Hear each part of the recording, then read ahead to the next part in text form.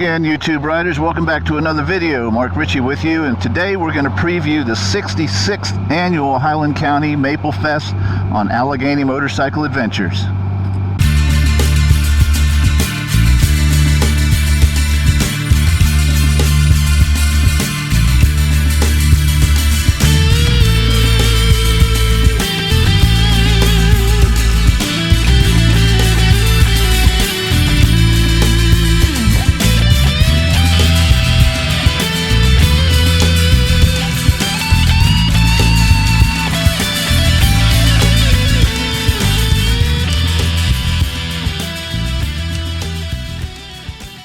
Welcome to Allegheny Motorcycle Adventures. Ride extraordinary.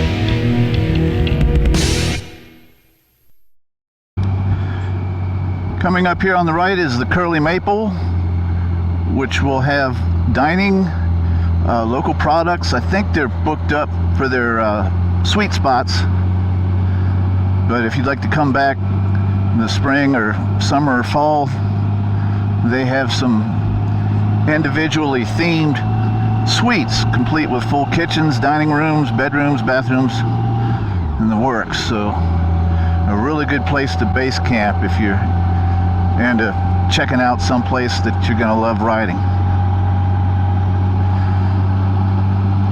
It is March 1st and we're headed west on Virginia 250 west of Monterey. And I thought I'd just show you guys an in-depth, up-close and personal tour of Highland County with some of the local attractions that will be highlighted during the Maple Fest. Wendy's indicating 54, which we'll take. I did try and do this video yesterday with severe clear skies. There wasn't a cloud anywhere, but some idiot forgot his selfie stick for his 360 camera, so I thought I'd mount it someplace wherever I could, since I didn't have the stick, and I mounted it on the antenna package, and all I got was views of my back. So we're coming out here. There's a little bit of cloud cover. Actually, it's mostly cloudy. We might get a little bit of sunshine, hopefully. The roads are a little salted. Whoa! Watch out, Bambi. It's a good thing it was salted. I'm normally in highway gear around that sweeper. Look at that view.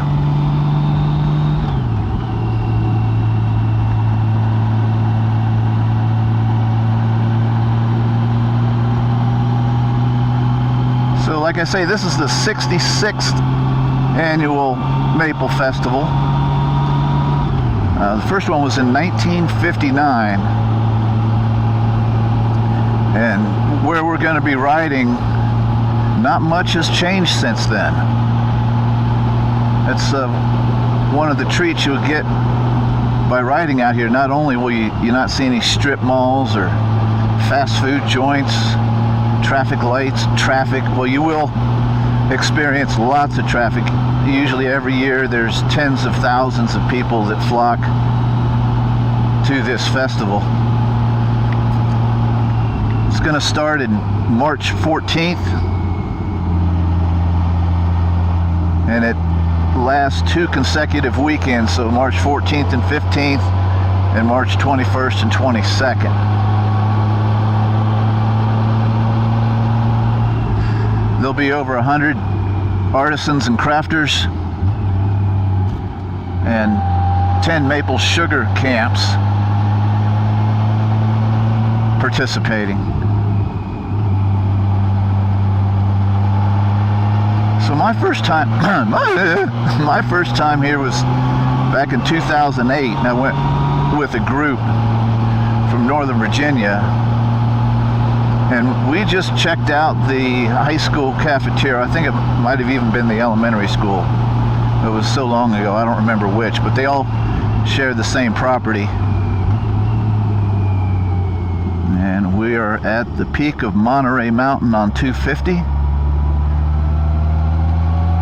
And so we came all the way from Northern Virginia, had buckwheat pancakes, checked out some of the arts and craft vendors in the school, and headed home the same day and clocked about, I don't know, 325 miles or so. Then, like, I really couldn't absorb anything. Everything just seemed like a flash. So hopefully you'll all have some place to stay where you can come experience both days. And this is kind of the reason for this video, not only to show you where some of these places are, but just show you what kind of riding is in store.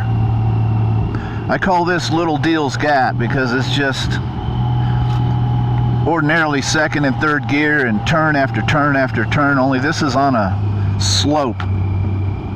And we're descending into the Bluegrass Valley. And in my book, this is one of the most beautiful places on earth.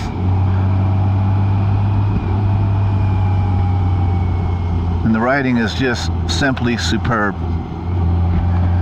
It's feet on the pegs kind of stuff. There's a nice little pull off there, you can get a picture.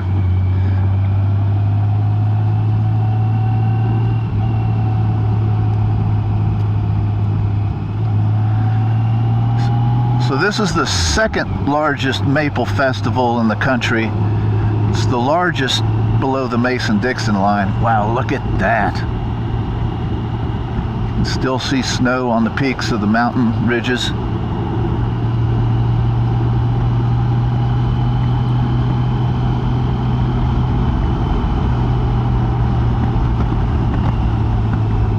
This is actually the worst of the mountain passes that I've seen. I came over 3, this being the 4th, and aside from a couple corners that had some residual salt on them, they were pretty much free and clear.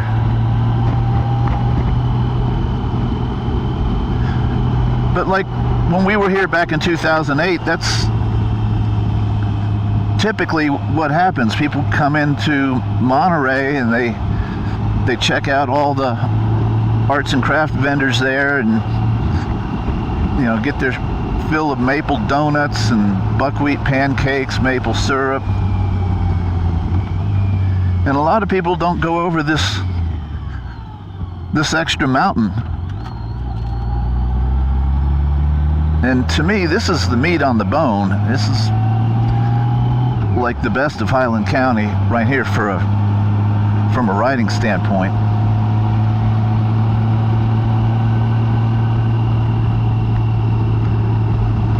And one thing to keep in mind, this is horse and buggy country.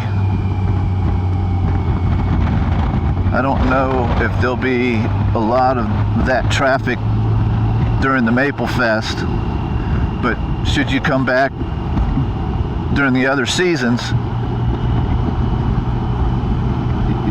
you always want to keep that in mind on these roads. There's a lot of blind corners, camelbacks, and then the last thing you want staring you in the face is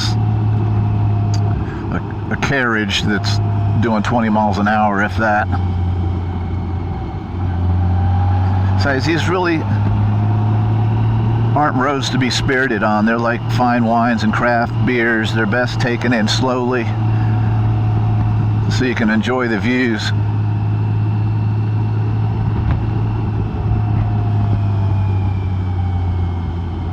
There's a little salt right there. This is Maple Sugar Road, and there's going to be 2 maple sugar orchards on it, so you can take your pick or hit them both. They'll be providing tours and hands-on demonstrations. I'm going to leave links in the description for all of the landmarks that we check out today. And also a good place to start is highlandcounty.org, and that'll show you everything that's going on and hopefully answer any questions that you may have. And up here on the right is the Rex Roads Maple Sugar Camp. It's the first of our highlighted maple sugar orchards. They're always a hit. And that's Snowy Mountain, the high point, straight ahead pretty much. And voila. As I like to say, how did I discover this?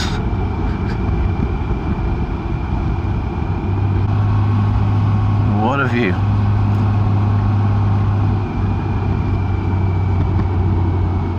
And coming up on our right is Puffin Barker's Sugar Orchard.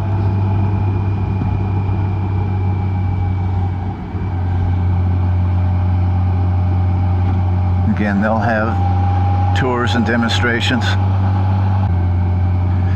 So if you were to turn right at the stop sign in a mile or so, that'll lead you into the town of Bluegrass. Watch out, you know that pothole's there, Richie. And there you'll find the Bluegrass Mercantile, and I think I saw them advertise some barbecued brisket for the Maple Fest.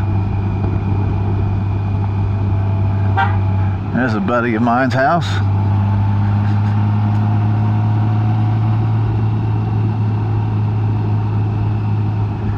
And like the Curly Maple, they'll also have local products, honey, maple syrup, Big Fish cider, along with some other country store products. And it's in an old historic building. But we're going to turn left here, take a little shortcut to showcase some of the other attractions. And most of these camps and sugar orchards will have, if not food prepared there, some of them will also have food trucks, and there's also going to be one that's going to have beer.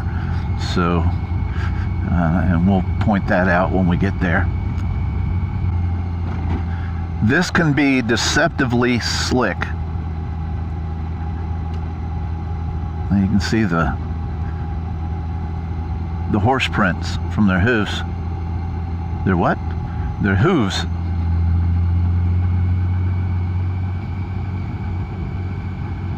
I don't want to make my virtual editor come out.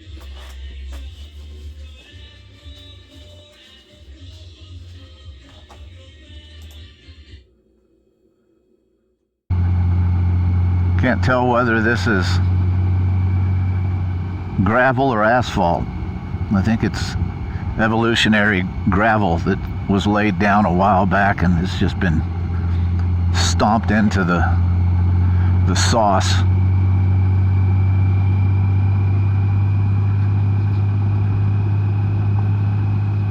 But this will connect us to Bluegrass Valley Road, which we're going to take back to 250 and continue our intimate journey. So if you were here back in 1959, there wouldn't be a whole lot that's changed. In keeping with the theme of the past, a lot of the things that have been built here, house-wise, have been in the form of log cabins.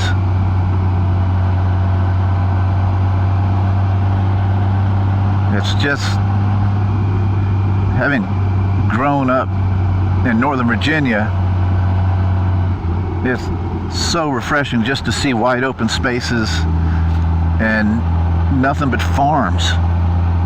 Farmhouses, barns, no housing developments and things like that. It's just like you don't find places like that very easily anymore. All the motorcycle videos that I watch, so many of them contain, urban environments and traffic lights and other vehicles, and all of these strip malls and fast food joints, box stores.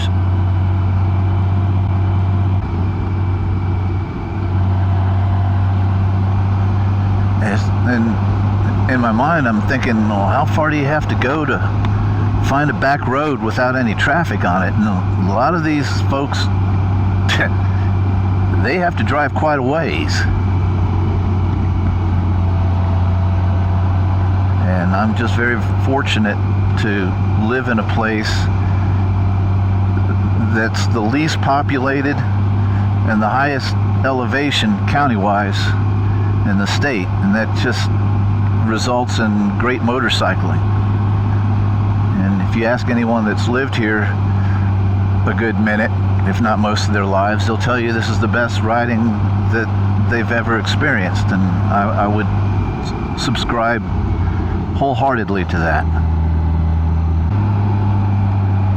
So another interesting little tidbit that you just pick up on living out here is, I don't know if you've paid attention to that creek on the right as we were traveling down this road. There you can see it again. But that's the beginnings of the South Branch Potomac River, and its source is up in the hills right where 250 is. And there's a farm called Dividing Waters Farm, and it's been said that the barn there, Jacob Hebner's barn, is where the water is divided between the Jackson and James and the Potomac and the Chesapeake. Well, the James ends up in the Chesapeake, I guess, for a bit. That was some carpet bombing, so we've got some horse and buggy traffic out here. But the roof sits north and south. So the north side spills into the beginnings of the Jackson River, and the south side to the beginnings of the Potomac. They call that the South Branch Potomac up here. And continuing on 250 west, the West Virginia state line, that's what divides the waters between the Ohio and Mississippi and the Potomac and Chesapeake. So yeah, there was a point in time when I was riding out here, I was all fired up over watersheds. There's the barn I was referring to, with the barn quilt on it, as we approach 250.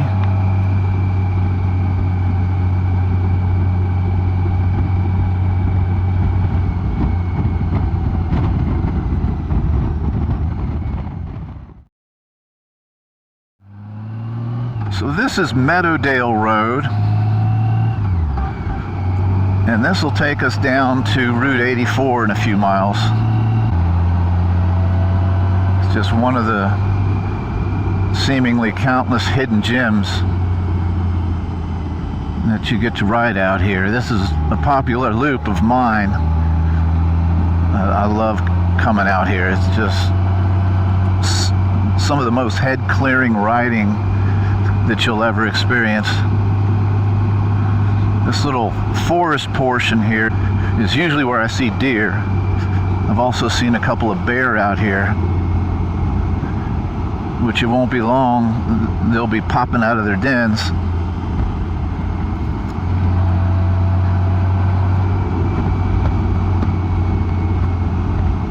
As you can see, they're not a fan of guardrails out here. How'd you like to drive a snowplow truck in the wee hours of the night? Yeah, that takes some brass ones and some experience. Look at that, folks.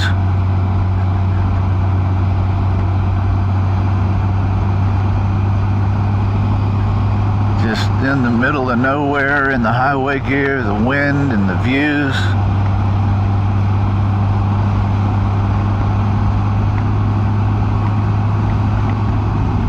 Which I hope is what every motorcyclist is after.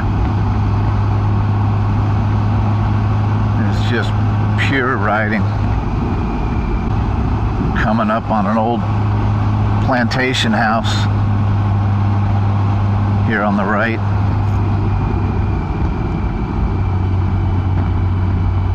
Just imagine back in the day.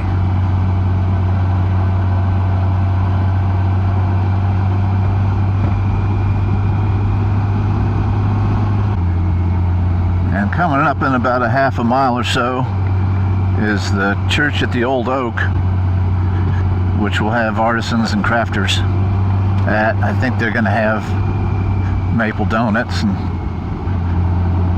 some local fare. It used to be a good place to picnic. They had picnic tables, and they've got a few really old oak trees. And this area doesn't get much above 90 degrees even in the summertime. Here it is on the right. And since it's in the hills, it's always windy to a degree, and those picnic tables were just the perfect spot to hang out at even on a hot day, because you never really get very warm at all. And the Bluegrass Mercantile is only 10-15 minutes up the road, so it was a good place to picnic at.